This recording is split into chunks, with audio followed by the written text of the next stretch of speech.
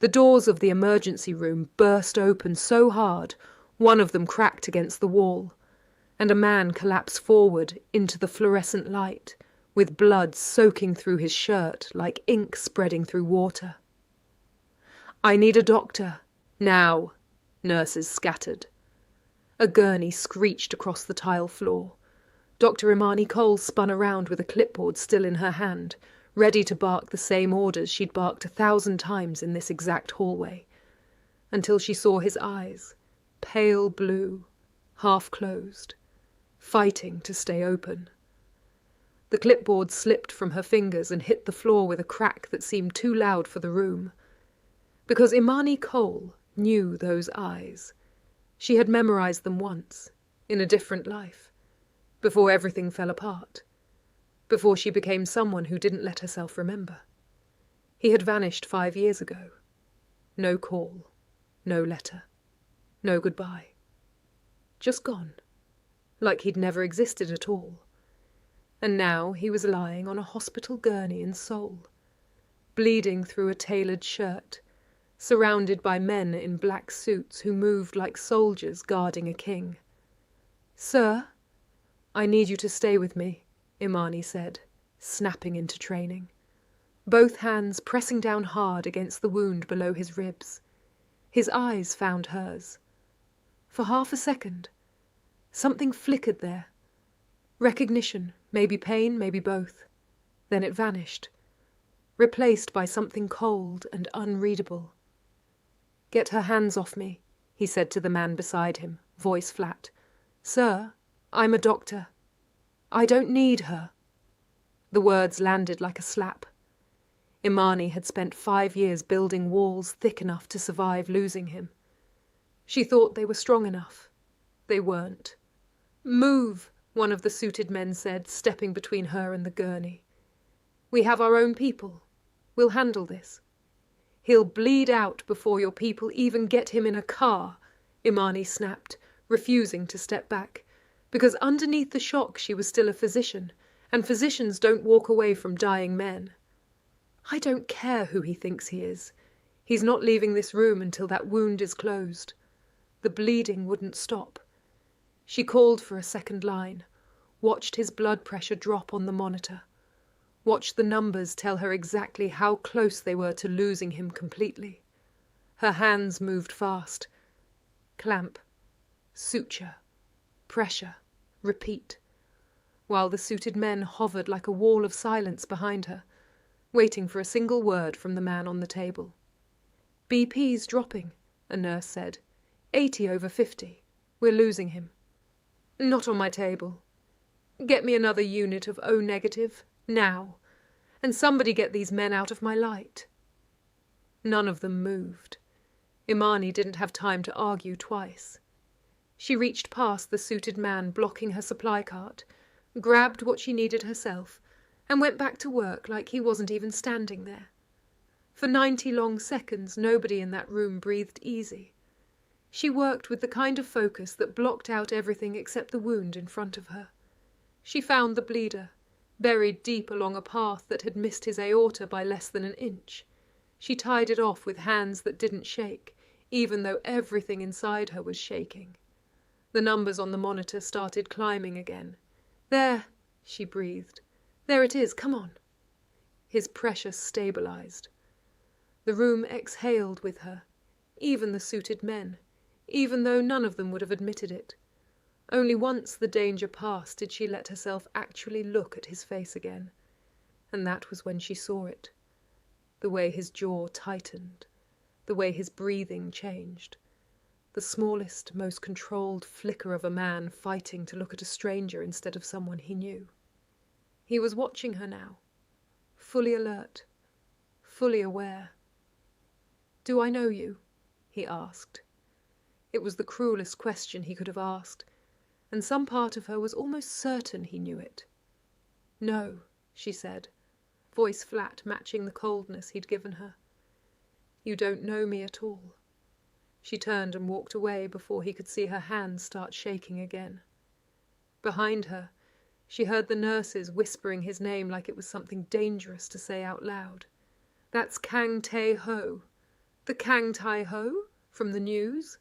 Don't stare. Just chart it and move on. Imani didn't sleep that night. She sat on the edge of her bed in the small apartment she shared with her 5-year-old son Jack, staring at nothing, replaying the half-second when his eyes had found hers. 6 years ago, she'd been 20 years old, deep in med school, both her parents already gone, in love with a man who called himself David Han and used to play badly on a piano in a quiet bar in Itaewon just to make her laugh. He used to play the same 4 chords over and over because they were the only 4 he knew, and she used to tell him he was the worst pianist in Seoul, and he used to grin like that was the nicest thing anyone had ever said to him. He used to tell her, half joking and half not, that one day they'd leave this whole city behind and build something small and quiet that belonged only to them. She believed him completely, the way you only believe someone once, before life teaches you better. Then one morning he was simply gone. No note, no message, nothing. She had searched for weeks, terrified something terrible had happened to him, calling hospitals, calling the few friends he'd ever mentioned, until the silence became its own kind of answer. People don't disappear like that unless they choose to. So she buried him the only way she knew how, by refusing to think about him at all. She hadn't known she was pregnant until 2 months after he vanished. A soft knock came at her door. Jack peeked in, hair sticking up from sleep, clutching the edge of his blanket. "Mommy, why are you still up?" "Just thinking, baby. Go back to bed." "Are you sad?" She managed a small smile because he always asked the questions adults were too careful to ask. "A little. I'll be okay, I promise." She tucked him back in, kissed his forehead, and sat alone in the hallway afterward for exactly 90 seconds, letting herself feel everything she'd locked away that day, before she made herself stop. Crying never fixed anything. It never had. Not once in 5 years. The next morning came wrapped in a tailored suit and a bouquet of white roses. "You look tired," Yoo Seo-jin said, setting the flowers on the counter like he owned the space, which, in every way that mattered financially, he did. "Rough shift." He studied her a beat too long, the way he always did, like he was checking for cracks in something he'd invested heavily in. "Noah called again this morning. His debt downtown is getting messier than I thought. I told you I'd handle it. Handling it is what I'm doing, Imani." His voice stayed calm, which was always the most unsettling part of him. "I'm not upset. I just need you to remember everything I've already protected you and Jack from. People who collect debts like that don't ask twice before they do something none of us can undo." She looked at him then, really looked, and let herself remember, the way she rarely did anymore, exactly how this had all started. Seo-jin had been her friend since college, quiet and steady, always a careful step behind whatever line respect demanded he not cross, because David had been there first, and Seo-jin had never once tried to compete with that. When David disappeared, and the silence stretched into years, Seo-jin never pushed, never asked for anything, just stayed close in the patient way some men do when they're waiting for a door to open. 4 years later, when Noah's debt grew teeth sharp enough to threaten Jack's entire future, Seo-jin showed up at her door, without being asked, and cleared it in a single afternoon, refusing to take a single one back. She had been so grateful.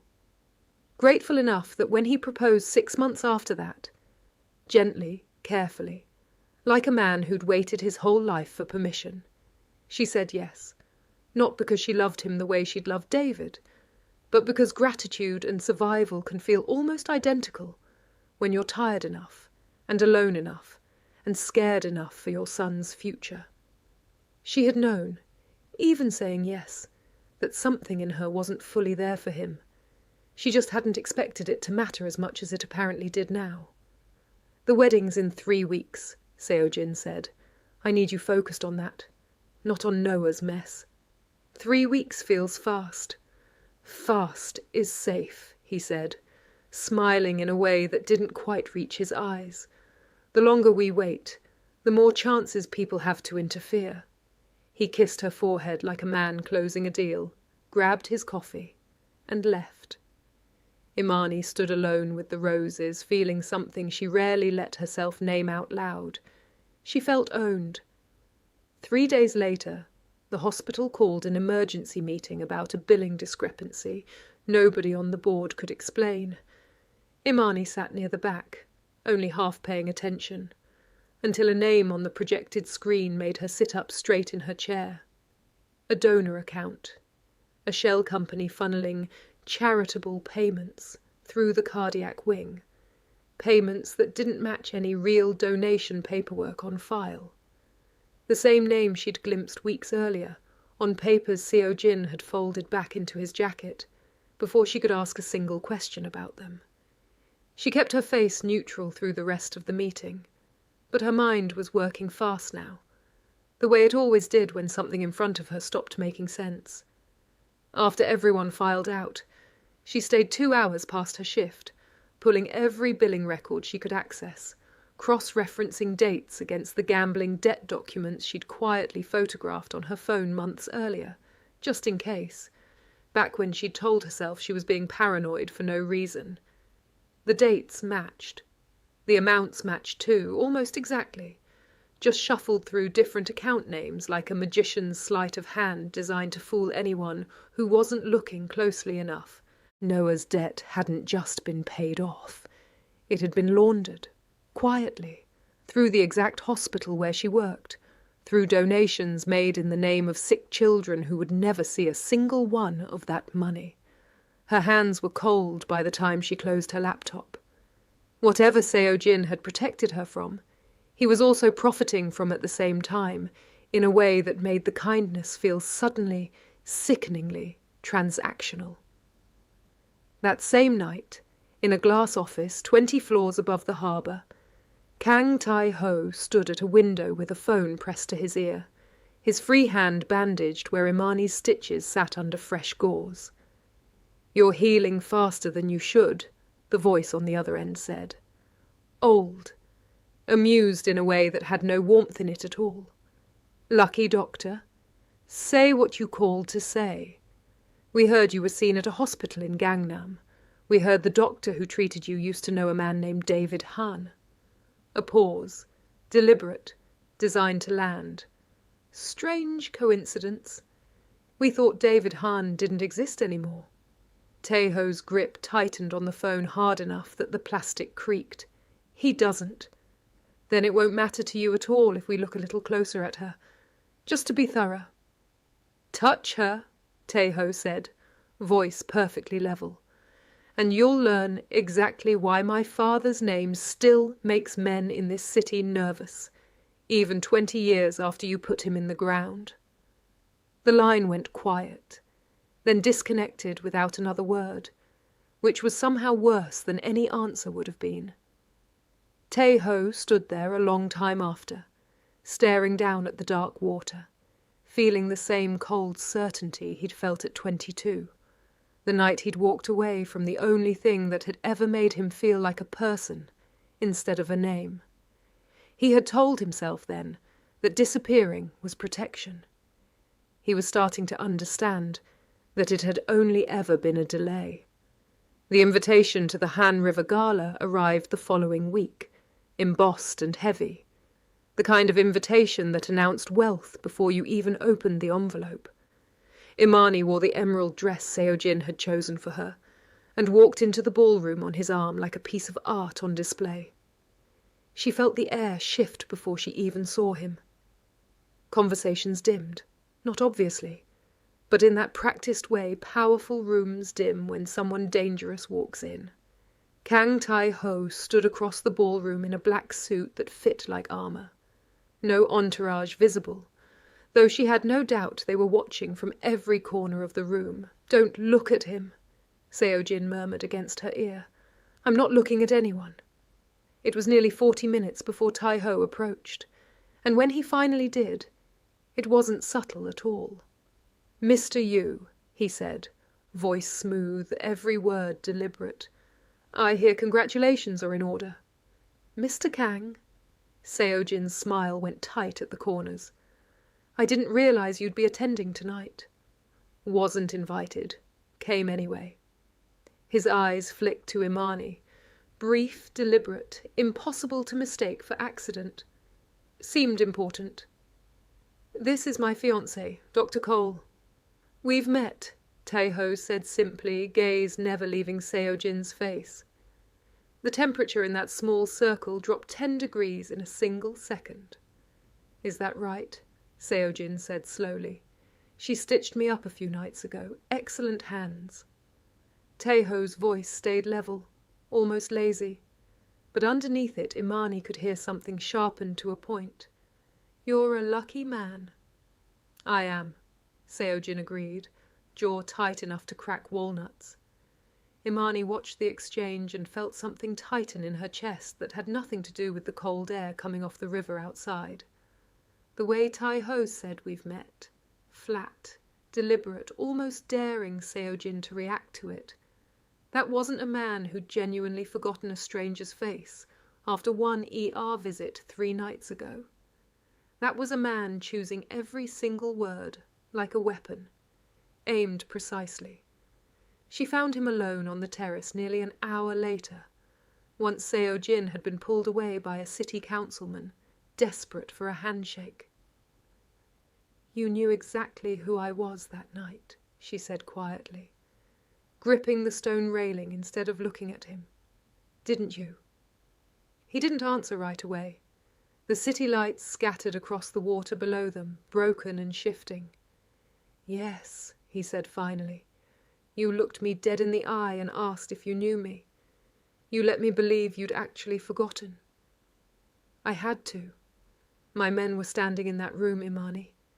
Every single thing I say or do in front of them might get reported back to people who would use you against me in a heartbeat if they knew what you actually meant to me." He stepped closer then, close enough that she caught the faint smell of antiseptic still clinging to him underneath the cologne, close enough that some old, half-buried part of her chest remembered exactly how it used to feel to stand this near him. "Do you remember the piano?" he asked, quieter now. Her breath caught. "Don't." "I think about it more than I should. 4 chords. You used to laugh every single time, like I'd never once gotten better, even on the nights I actually had. You never got better." "No," he admitted, and something almost like the old smile flickered across his face, gone as quickly as it came. "I didn't." For one unguarded second, neither of them said anything at all, and the 5 years between them folded down to nothing, down to 2 people on a terrace who had once been young enough to believe a quiet life was something the world might actually let them keep. Then his hand brushed hers on the railing, barely, just knuckles against knuckles, and she didn't pull away fast enough for it to mean nothing. "Imani."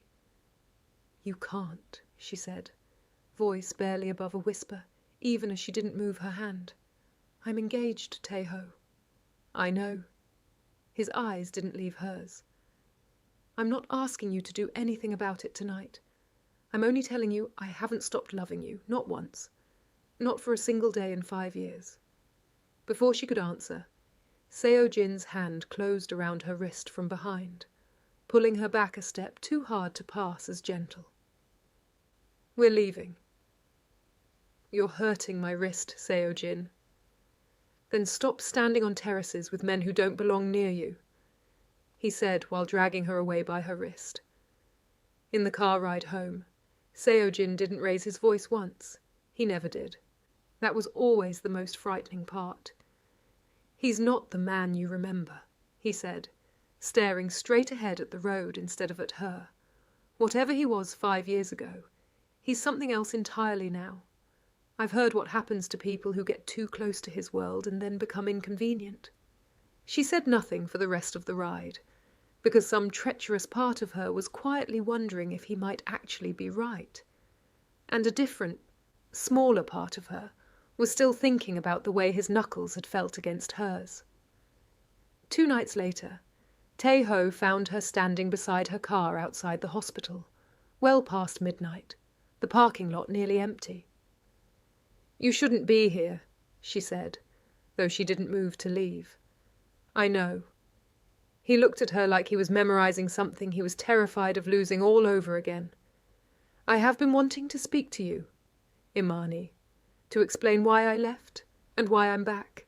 I need to tell you all of it this time, not pieces of it."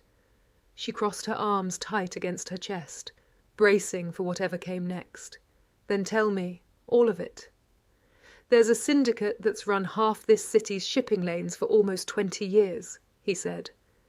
"They're the same people who killed my parents, back before I ever walked into that piano bar and met you.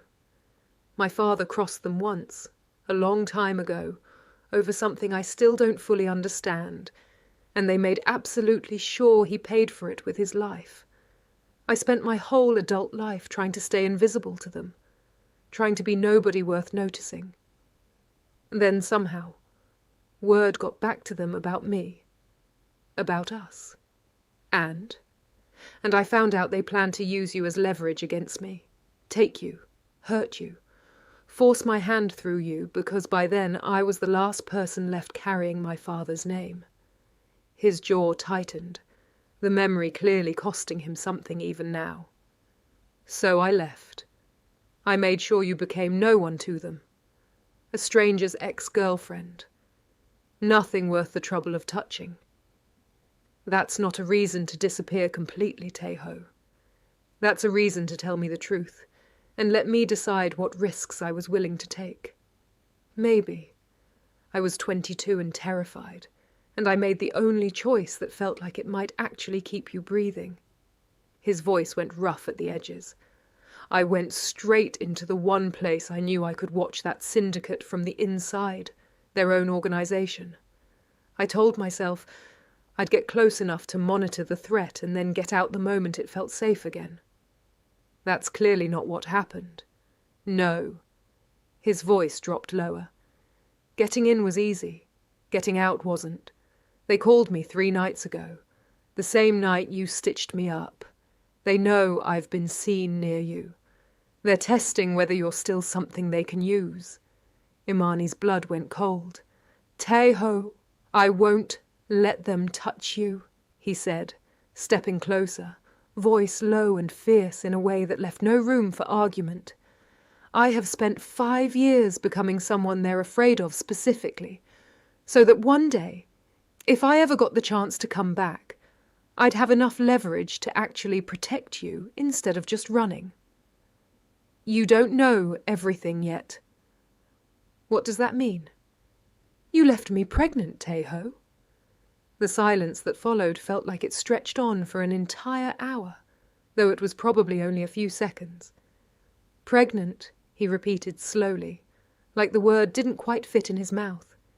"His name is Jack. He just turned 5. Tae Ho's entire body went still in a way that frightened her more than anything she'd witnessed from him at the gala. "5, he said. "Imani—" "Just leave me alone, Tae Ho," she said, her voice breaking. "You ran away once. You could do it again." She said it and walked away, leaving him standing there, though she made it almost to her car before she let herself look back, just once, and found him exactly where she'd left him, watching her go like a man memorizing the worst mistake of his life in real time. 3 days later, walking through Namsan Park on her one afternoon off, Jack chasing pigeons 10 feet ahead of her along the gravel path, 2 men fell into step behind them, their pace too matched to hers, too deliberate to be ordinary strangers simply passing through. "Jack, baby. Walk fast for me, okay? Fast feet, like a game." The men closed the distance anyway, blocking the path near a quiet stretch of trees where the crowds had thinned to almost nothing. "Dr. Cole," one of them said, voice pleasant in a way that crawled directly under her skin. Kang Tae Ho's been seen with you more than once lately. We just want to make absolutely sure he understands exactly what that costs him. Get away from us, right now. A third figure moved fast out of the tree line. No warning. No sound until he was already there. Tae Ho, having tracked these exact men since his own people, flagged them watching her early that morning, exactly as he'd warned her the syndicate would. Within 3 seconds, both threats were on the ground, disarmed, groaning, while Tae Ho stood over them without a single hair out of place. "Touch her again," he said quietly, voice carrying none of the fury his actions suggested, "and I will make your lives miserable." They scrambled into the trees and vanished. Tae Ho turned to Imani immediately, all the violence draining out of him in an instant, replaced by something so gentle it felt almost disorienting to watch. "Are you hurt? Is he hurt? Imani, look at me. Are either of you hurt?" "We're fine." Her voice was shaking badly now, the adrenaline finally catching up to her. "Tae Ho, they know about Jack. We were threatened just now." He pulled her against him without thinking, one arm wrapped around her shoulders, the other hand resting carefully on the back of Jack's head, where the boy had buried his face against his mother's leg. For a moment, none of them moved, the 3 of them standing in the quiet after the danger, and Imani let herself lean into him for exactly as long as it took her pulse to slow, telling herself it meant nothing, knowing it meant everything. "This is exactly why I told them you were no one," he murmured into her hair. "I should have told them you were the only person that mattered to me. Maybe that would have scared them more." Later that night, Seo-jin heard about the park incident from his own people before Imani ever found the words to tell him herself. "I told you he'd get you hurt," he said. And the worst, most uncomfortable part was that he wasn't entirely wrong, even as his hands tightened control around her at the exact same moment he said it. "I want the wedding moved up. This weekend, not 3 weeks from now."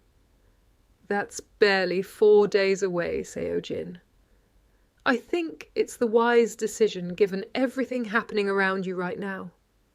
"Wise or convenient for you specifically?" His careful mask cracked, just slightly, just enough to see what lived underneath it. "I heard you've been meeting him. More than once. I'm not signing my entire life away to you because you're frightened of a man you've apparently been jealous of since college." The word landed somewhere deep and old in him. For the first time in years, his calm slipped away completely. "I have loved you since long before he ever played a single note on that piano of his," Seo-jin said, voice tight with something that had clearly been buried for a very long time. "I waited. I respected every line you and David drew without question. And the moment he reappears, you run straight back to him like nothing I've done for you in 5 years counts for anything at all." "It counts, Seo-jin. That's simply not the same thing as loving you the way you've always wanted me to." He didn't answer that. He left the room instead, but not before he stopped at the doorway and said, almost too quietly for her to hear, "I've already made calls tonight. Whatever happens this week, I won't be the one left with nothing. I promise you that much." He was gone before she could ask what it meant, and his silence afterward frightened her far more than shouting ever could have. By morning, her phone had vanished from her purse while she slept. The front door had a brand new keypad installed overnight, one she didn't have the code to. A single text came through the house line Seo-jin had left behind for emergencies only. "You'll thank me for this later. The wedding is in 3 days. Stay home and rest. I'll arrange everything." She was a prisoner in a home she had genuinely believed she owned. What she didn't know yet, what Tae Ho had spent the last 2 days quietly uncovering on his own, was that Seo-jin had already realized something far more dangerous was closing in on him than a jealous rival showing up uninvited to a gala. Tae Ho had pulled together everything Imani found at the hospital and matched it precisely against his own intelligence on the Crown Room casino. Embezzlement. Fraud. Money laundered straight through a children's hospital's donation accounts for years.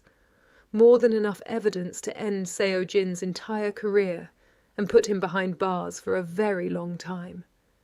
Seo Jin knew it too, because one of his own contacts inside City Hall had quietly warned him days ago that Kang Tae Ho was building a case nobody could simply buy their way out of this time.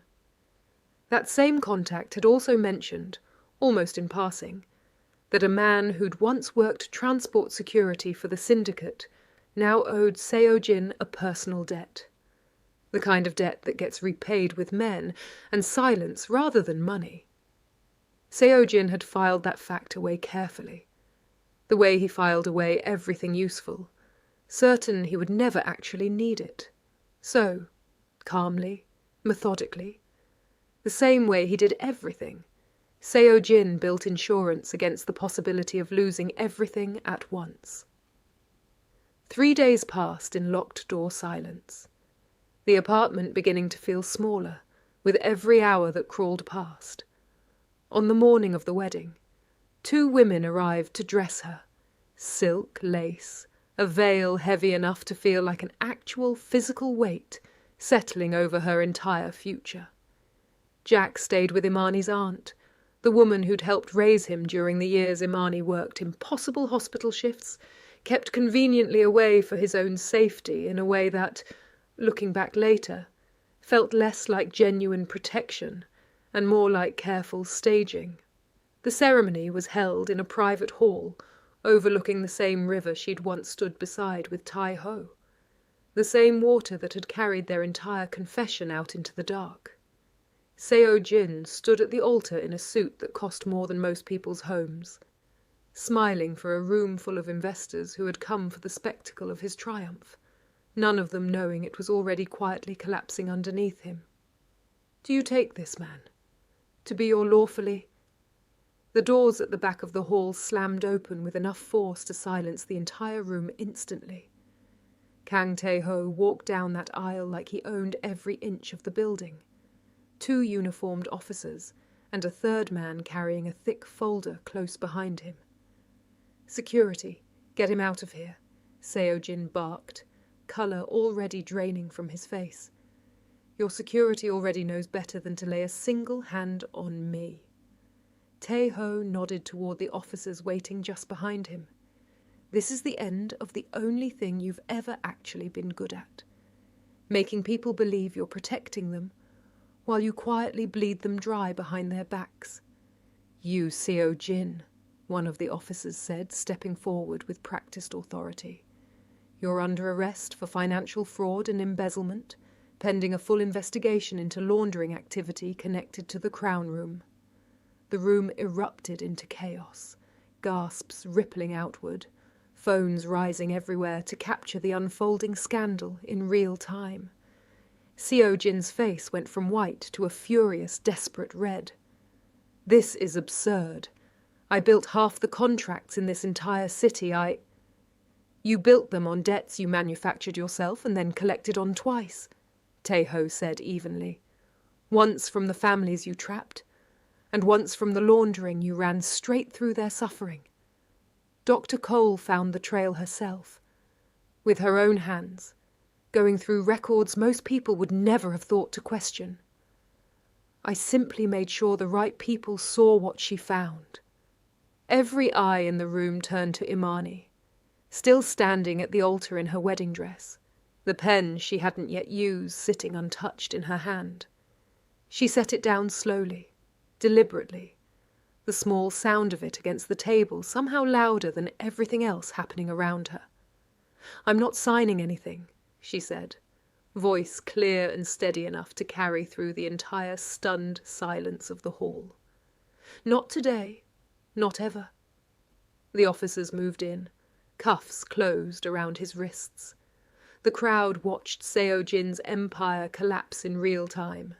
Satisfaction and shock tangled together on every face, and nobody in that room, not even Imani, knew yet that his very last move had already been set into motion. Tae Ho crossed the remaining distance to her, kneeling down so they were level with each other, away from the noise and the cameras still flashing around them. "Are you okay?" he asked, touching her face and taking her hands. "I am now," she said, and meant it more than she expected to. For one suspended moment, it felt like the ending. It wasn't. Halfway between the hall and the prison transport van, 3 unmarked vehicles cut off the police escort on a quiet stretch of road near the river. The men inside weren't Seo-jin's hired muscle. They were syndicate men, the very ones Tae Ho had spent 5 years trying to outmaneuver, called in by a debt. Imani's phone rang 20 minutes later from an unknown number. Seo-jin's voice calm again, terrifyingly calm, as though the wedding, the arrest, none of it had ever actually happened. "Jack isn't with your aunt anymore," he said simply. "He's somewhere far safer.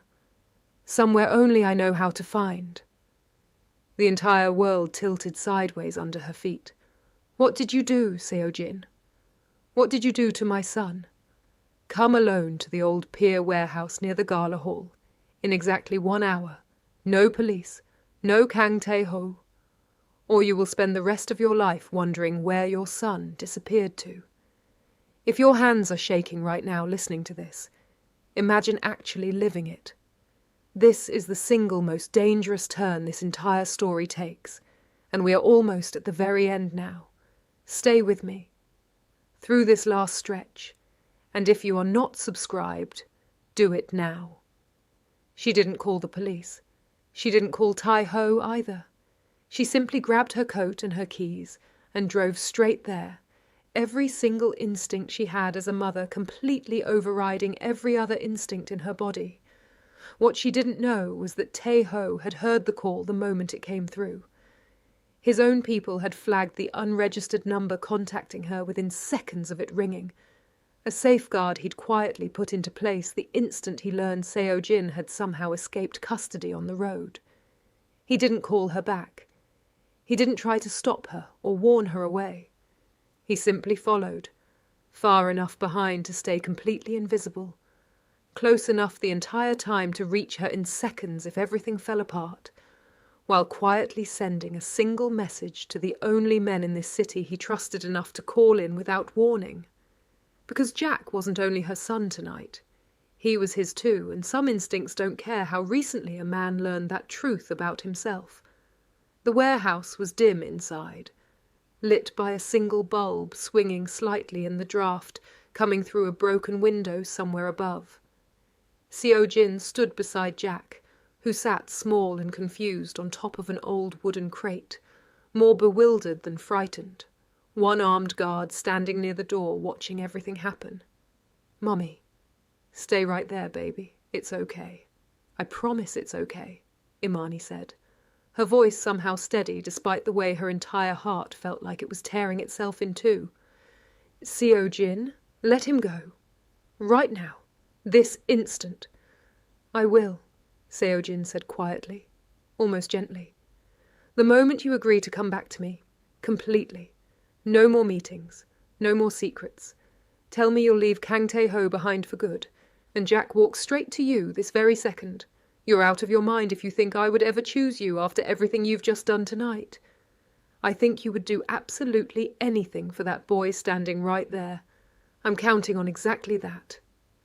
"You don't love me," Imani said, voice shaking now, finally letting 5 years of swallowed resentment rise straight to the surface where it belonged. "You love the idea that I was always supposed to be yours eventually. You've never once, not a single time, asked what I actually wanted for myself. I gave you everything I had, Imani. I love you." "No, you don't. You gave me a debt-free brother and decided to call that love. You built me a cage out of gratitude and decided to call that devotion. I said yes to you because I was exhausted and scared and grateful, Seo-jin.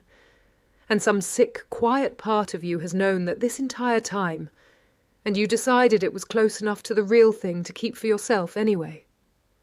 His careful composure finally broke apart completely. Then I'll simply take the only thing left that guarantees you stay. He moved toward Jack. And that was the exact half-second the warehouse's side door and back entrance opened at once. Tae Ho came through the side, fast and silent, already closing the distance before the lone guard even fully registered the movement beside him. And through the back, the syndicate men stepped out of the shadows they'd been waiting in, no longer content to simply watch.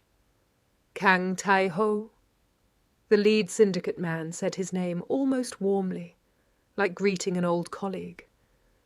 We weren't expecting you to walk straight into this one yourself. Stay out of this, Tae Ho said, not breaking stride toward Imani and Jack. This has nothing to do with you. It has everything to do with us. Yu Seo-jin owes us now. And a man who owes us doesn't get to disappear into a cell before we've collected. And you. His eyes slid toward Tae Ho, something almost satisfied in them. You've been very hard to pin down for 5 years. Tonight you walked into a warehouse with no men of your own behind you. That seems like a mistake. I'm not alone, Tae Ho said, as if summoned by the words themselves. The warehouse's main doors splintered open behind the syndicate men, and the people Tae Ho had spent 5 years quietly recruiting from inside the syndicate's own ranks. Men who'd watched what was done to his father and never forgiven it. Men who'd waited just as long as he had for the right moment, moved in fast and overwhelming. Seo-jin, forgotten for one critical second in the chaos, lunged toward Jack with a small pistol shaking in his hand. Stay back. All of you, stay back. Jack, Imani said softly, every ounce of fear in her voice replaced suddenly by something fierce and completely unshakable. Look at me, baby. Just look right at me, okay? Don't look at anything else. Jack's wide, frightened eyes found his mother's instantly, and in that single second of distraction, Tae Ho moved. It was over in 3 seconds flat. The pistol knocked clean from Seo-jin's hand, clattering loudly across the concrete floor. Seo-jin himself slammed back against the stacked crates hard enough to knock every bit of air from his lungs. The syndicate men, outnumbered and exposed in a fight they hadn't planned for, scattered into the dark rather than risk a war they had no orders to start. Police sirens, already closing in fast from the call Tae Ho's people had placed the instant they confirmed the warehouse location, screamed to a sudden stop just outside the doors. Officers flooded into the warehouse within seconds. Yu Seo-jin, the lead officer said, cuffs finally closing around his wrists for good this time. You're under arrest for kidnapping, in addition to every fraud and embezzlement charge already filed against you earlier today. Imani didn't watch them lead him away. She was already on her knees on that cold concrete floor, Jack's small arms wrapped tight around her neck, both of them shaking together, both of them finally, completely safe. Tae Ho knelt down beside them carefully, like he was approaching something precious he was terrified of accidentally breaking. Hi, he said softly to Jack, voice thick with everything he wasn't saying yet. I'm a friend of your mum's. Are you okay? Are you hurt anywhere at all? Jack shook his head slowly into Imani's shoulder, too overwhelmed by everything to speak a single word, and Tae Ho simply stayed exactly where he was, close enough to be present for both of them, careful not to push for anything more than that single moment. Not yet. Not until he'd earned it properly. Imani reached over without thinking and laced her fingers through his, and for the first time in 5 years, the silence between them held nothing but relief. If this moment hit you the way it hit me while writing it, let me know in the comments. 1 year later, the lake just outside Seoul sat quiet except for the soft, steady sound of water lapping gently against the shore. No investors anywhere in sight. No cameras except the single one Imani's aunt insisted on holding despite her visibly shaking hands. Just a small gathering of people who actually, genuinely mattered. Imani stood at the edge of the water in an elegant white wedding dress. Jack stood beside her in a small matching suit, practicing his very best serious face, then ruining it completely every few seconds by grinning helplessly at the ducks gliding across the water nearby. Tae Ho waited at the end of a short aisle made of smooth stones and scattered wildflowers. The ceremony itself was short, because both of them had already said everything that truly mattered to each other long before this particular afternoon ever arrived. "Do you, Kang Tae Ho, take Imani Cole to be—" "Yes," he said, before the question even finished, drawing a soft ripple of laughter from the small crowd gathered around them. "And do you, Imani Cole, take Kang Tae Ho to be—" "I do," she said, steady and certain in a way that surprised absolutely no one who knew either of them well. As they exchanged rings, Jack tugged gently on Tae Ho's sleeve, looking up at him with the same direct curiosity he'd carried every single day over the past year of slowly, carefully getting to know him on his own terms, at his own pace, never rushed. "Can I call you Dad now?" Tae Ho crouched down to his level immediately, the exact same way he had inside that warehouse on the worst night either of them had ever lived through. "Only if you actually want to. No pressure at all." "I want to." Tae Ho's eyes filled with tears he didn't bother hiding from anyone. "Yeah," he said, voice rough with everything he was finally allowed to feel out loud.